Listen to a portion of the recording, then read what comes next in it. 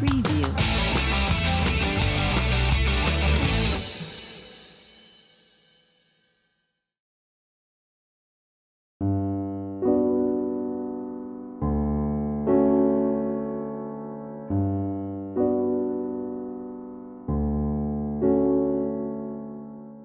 Dans le cadre du grand débat national voulu par le président de la République suite aux manifestations des Gilets jaunes, le député de la République En Marche de la 4e circonscription, Raphaël Gauvain, organise au Clos Bourguignon son 8e et dernier débat, le lundi 11 mars. Cette fois-ci, le thème abordé est démocratie citoyenne et fiscalité.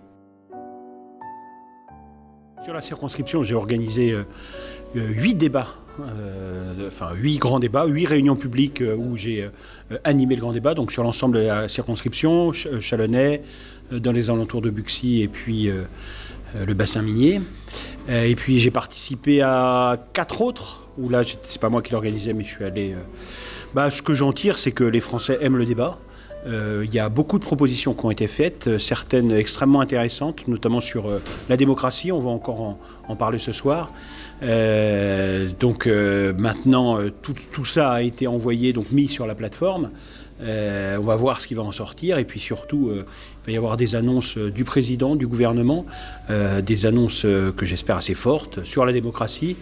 L'idée, c'est qu'il y ait... Moi, ce qui ressort de ces grands débats, c'est une volonté des citoyens de participer à la chose publique. Et que, notamment dans... l'élaboration de la loi ou l'adoption de certaines mesures, ils soient beaucoup plus associés à la décision. Que ce soit au niveau local, quand il y a des grandes politiques locales ou quelque chose qui est mis en avant par le maire, etc., au cours de son mandat, 6 ans de mandat, les citoyens souhaitent être beaucoup plus consultés et participer plus à la décision. Donc là, je pense qu'il faut qu'on soit inventif pour qu'on mette en place des instruments juridiques qui permettent cette consultation.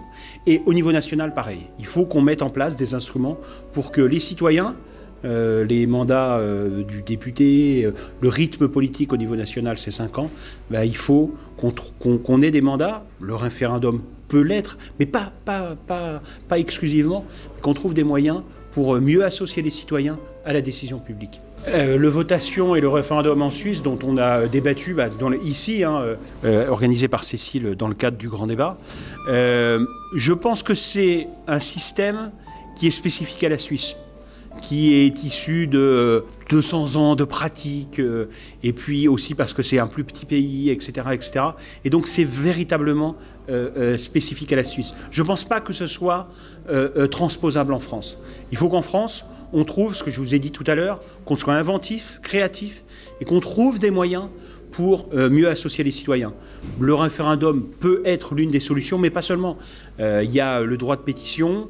Quelque chose, par exemple, une idée très concrète qui est ressortie des débats, c'est de donner plus de consistance au droit de pétition.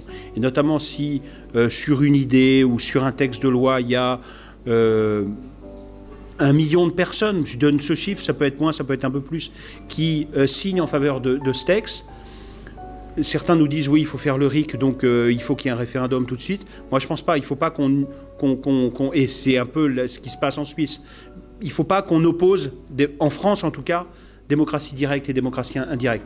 Donc il peut y avoir ce droit de pétition, et donc pourquoi pas que ce texte, ou qui a reçu un certain nombre de pétitions, soit automatiquement, obligatoirement examiné par l'Assemblée nationale, qui pourra là exercer son droit d'amendement et expliquer aux gens qui ont signé pourquoi c'est adopté ou pourquoi c'est rejeté ou pourquoi surtout c'est modifié. Il faut que le numérique, parce que c'est un nouvel instrument, il faut que ce soit un moyen mis au service de cette exigence de meilleure participation du citoyen à la vie publique.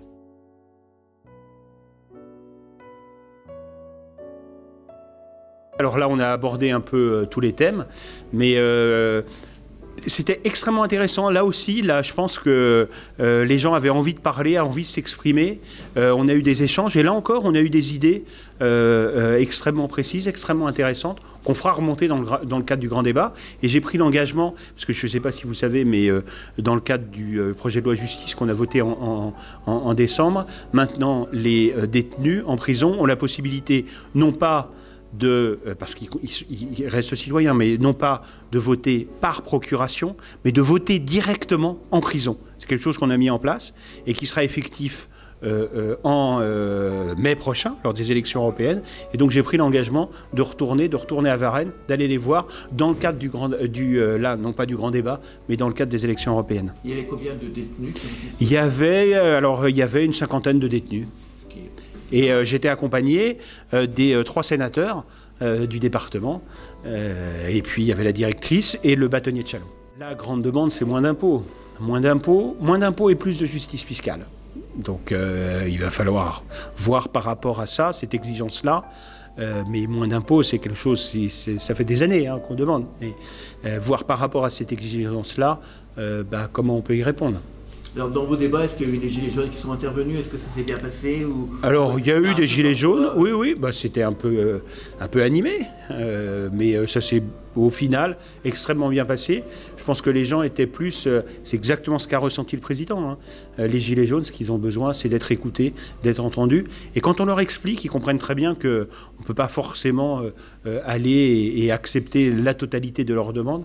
Mais en tout cas, il y a un besoin d'être entendus et qu'on ait ce contact avec eux pour leur expliquer les tenants et aboutissants des politiques. Et on rejoint ce qu'on a dit tout à l'heure, c'est-à-dire cette nécessité, cette volonté de mieux faire participer les citoyens à la chose publique. Alors pour finir, ce grand débat, ou ces petits grands débats départementaux, un succès pour La République En Marche, pour la République? Je pense que c'est un succès pour le pays et pour la République. Qu'on retrouve les chemins après des affrontements, même des manifestations qui ont tourné en affrontements extrêmement violents, qu'on retrouve les chemins de l'échange et du dialogue. Il va y avoir un débat au Parlement début avril. Je pense que ça va prendre du temps de faire remonter la totalité des doléances. Alors il y a un certain nombre de questionnaires, je ne sais pas si vous avez vu, où là c'était des questions fermées. Donc ça, on va avoir les réponses très rapidement. Mais sinon, dans les doléances, dans l'exploitation des doléances, ça va prendre un peu plus de temps. Et écoutez, le gouvernement, le président, le gouvernement va tout faire pour répondre. Alors après, il y a des exigences.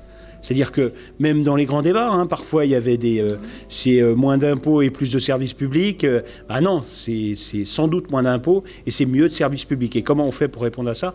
Mais en tout cas, cette exigence d'explication et de volonté de faire des réformes, etc., c'est là, vers ce chemin-là qu'on va.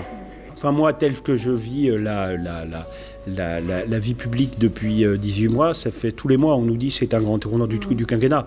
On nous a dit ça quand on a voté la loi SILT, quand on a voté les ordonnances travail, quand on a voté la SNCF. Donc à chaque fois, on est sur un rythme de réforme, de transformation du pays. Et donc à chaque fois, c'est un grand tournant. Par rapport à samedi, par exemple, il n'y a pas de cours professoral là. Là, il n'y a pas d'invité. Là, c'est vraiment on va tout faire pour que le débat vive. Donc moi, je suis là, je n'ai pas vocation à intervenir. Alors peut-être parfois, on pose des questions, etc. J'essaierai peut-être d'apporter un commentaire. Mais sinon, je n'ai pas vocation à intervenir. C'est vraiment le débat, de faire vivre. On pose certaines questions et puis les gens réagissent, interviennent. On rebondit sur les questions en fait, ce qui sont les deux thèmes qui sont sur lesquels les gens ont le plus d'appétence.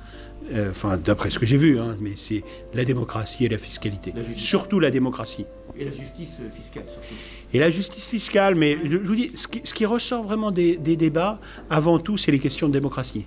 Participation, plus grande transparence des élus, baisse du nombre de parlementaires. Voilà, ça, ce sont des thèmes qui reviennent en permanence. Et puis sur l'organisation, comment on fait pour on ait une démocratie directe, mais qui ne vienne pas en opposition avec la démocratie représentative. Et ça, ce sont des choses sur lesquelles les gens ont beaucoup d'appétence et souhaitent s'exprimer. Et la nouvelle Constitution, parce que elle est arrêtée avec l'affaire Benalla. La révision de la Constitution, elle a vocation à reprendre sur la base de ce qui va ressortir, des propositions qui ont été faites. Elle doit reprendre, on doit aller plus loin. Et donc, toutes les propositions qui ont été faites et qui seront retenues dans le cadre du grand débat, à ce moment-là, on les fera passer par voie d'amendement pour mener à bien cette réforme.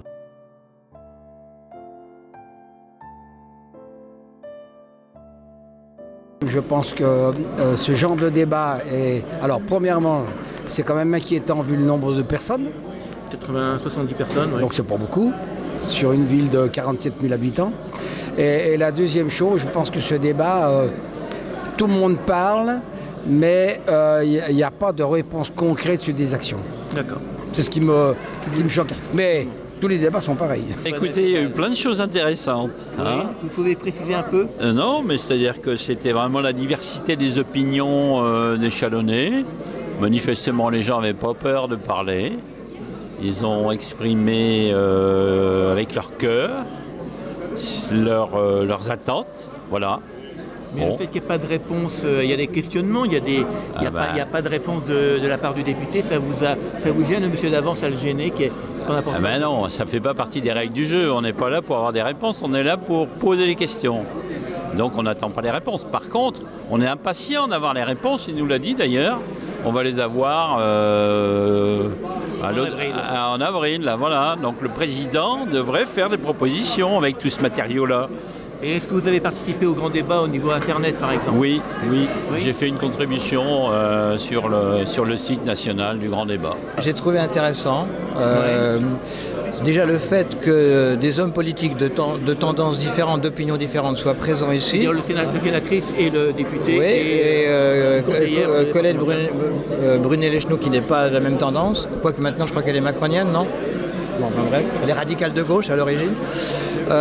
J'ai trouvé ça intéressant et même samedi, puisque tu étais là aussi samedi, la députée socialiste a réussi à faire venir M. Gauvin. Donc je trouve ça, moi avant on n'avait jamais vu ça, hein. C'est la première fois qu'on voit ça. Sur le fond, je trouve que en gros ce que les gens ont dit c'est à chaque fois intéressant. Il n'y a pas de grosses âneries, j'allais dire, on pouvait imaginer un débat qui tourne à la démagogie. Non, je trouve que c'est assez sensé. Les gens s'écoutent, les gens sont pas toujours d'accord, on sent que ça monte un petit peu de temps en temps, mais enfin, non, je trouve ça très, très, très positif. Donc tu attends avec impatience le mois d'avril pour savoir ce que tout ça va donner? Oui, j'ai bien peur que pour arriver à faire la synthèse de tout ça, ça soit très compliqué. Et puis trouver une synthèse. Ouais, et puis alors le problème de la synthèse, c'est qu'il n'y a que les choses majoritaires qui vont en sortir, alors que parfois il y a des choses un peu minoritaires. Moi j'ai l'impression par exemple que la fiscalité écologique ou l'écologie en général, ça a passé à la trappe. Hein. J'ai l'impression. Hein. Est-ce que tu as participé au grand débat au niveau sur Internet? Non, mais je vais le faire là. Je vais attendre. J'ai encore 2-3 jours. Ouais. Okay. Je vais le faire et je vais insister là-dessus sur l'écologie parce que j'ai peur que ça passe à la trappe. C'est le premier que je fais. Oui, alors je trouve que c'est intéressant d'ouvrir la parole aux gens ordinaires et que les gens ont des idées. Le débat, pour moi, c'est pas ce que je vois à la télé quand je vois Macron qui reçoit un parterre qui a été trié sur le volet, des questions souvent préposées, avalisées. C'est pas du débat, ça, c'est de la campagne. Oui. Le débat, pour moi, c'est de la discussion. Comme on en a eu un peu ce soir, où les gens exprimaient un autre avis que la personne précédente. Oui, mais il y a eu très peu de discussions quand même. Il y a eu plutôt des propositions de personnes. Il y a eu beaucoup de propositions. Il y a eu plutôt des propositions, je suis d'accord. Il n'y a pas eu vraiment de débat, ni avec le député, ni avec les gens entre eux. Il y a eu quelques avis divergents qui se sont exprimés, mais il n'y a pas eu vraiment de débat avec le député. Non. Voilà. Donc pour votre premier et dernier, je pense, débat national, vous êtes satisfait d'être là, d'avoir passé presque 2 heures? Je suis content d'avoir pu participer, bien sûr. Je trouve que c'est bien, sur le principe que ça existe. Et est-ce que vous avez participé sur Internet au grand débat national? J'ai pas fini, mais la liste est faite. Il faut que je la passe au clavier. Avant le 15? Avant le 15, pas de souci. Je suis à la retraite, j'ai du temps.